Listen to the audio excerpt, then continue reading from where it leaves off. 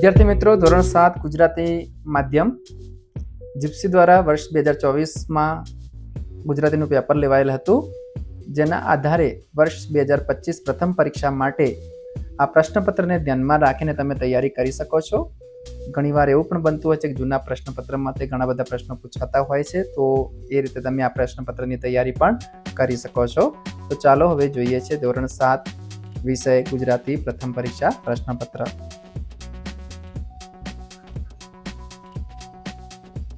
સૌથી પહેલા જોઈએ ગુજરાતી પ્રથમ પ્રશ્ન જે છે વિકલ્પો વાળો છે, એટલે કે 16 ગુણના વૈકલ્પિક પ્રશ્નો પૂછાતા હોય છે. તમારી સામે 1 થી 5 પ્રશ્ન છે.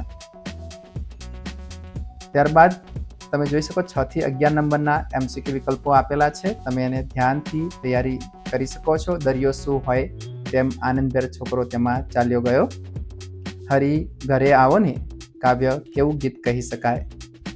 8મો પ્રશ્ન જુઓ, સ્કૂલે નાસ્તામાં શું લાવવાનો નિયમ છે. 9, કયા મિલેટ્સ ઉપવાસમાં ખવાય છે. 10, આનંદ સાથી મંત્રમુગ્ધ થઈ ગયો હતો. અને 11, ગુજરાતમાં લોકગીતોમાં ગુંજતો અનોખો નારીકંઠ કોનો છે.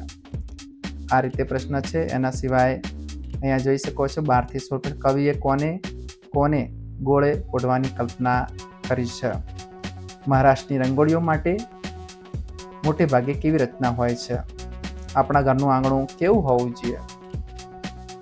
લેખકના પરિવારને ગાયના દૂધની લાયણીના મહિને કેટલા રૂપિયા મળતા. નાગપંચમી એટલે કઈ પાંચમ. આવી રીતે વૈકલ્પિક પ્રશ્નો આપેલા છે. નેક્સ્ટ જોઈ શકો છો પ્રશ્ન 2A 2 ગુણનો છે. વાક્યો કોણ બોલે છે, કોને કહે છે તે લખવાનું છે. ત્યારબાદ બ, નીચેની કાવ્ય પંક્તિ પૂર્ણ કરો. ક જોઈ શકો છો બંધ બેસતા જોડકા લખો.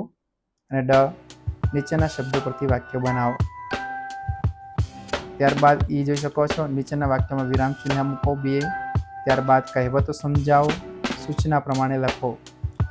આ રીતે તમે જોઈ શકો છો.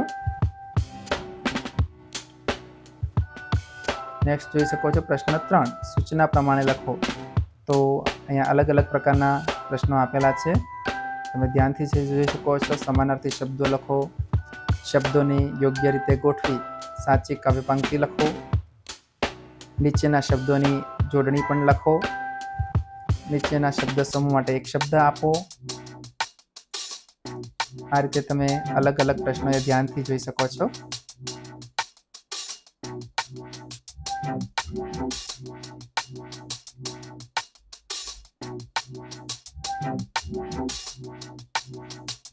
નેક્સ્ટ જોઈ શકો છો પ્રશ્ન 4 11 જોયા પછી 1-2 વાક્યમાં ઉત્તર લખો, એનું પણ કહ્યું છે.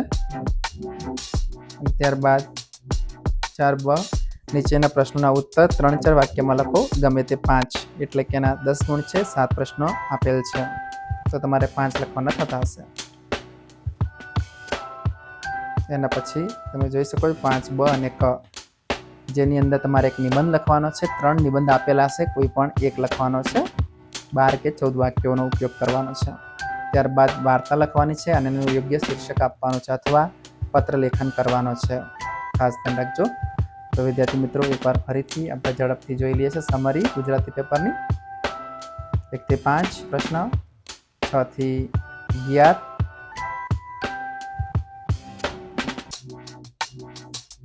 અને 12 થી 16 પ્રશ્નો છે. નેક્સ્ટ 2A બ કડ તમે જોઈ શકો છો. એના પછી જોઈ શકો છો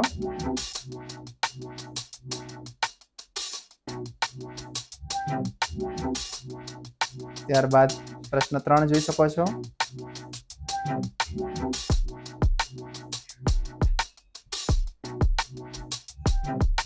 એના પછી તમે જોઈ શકો છો જોડણી, કકાવરીમાં ગોઠવો વગેરે વગેરે.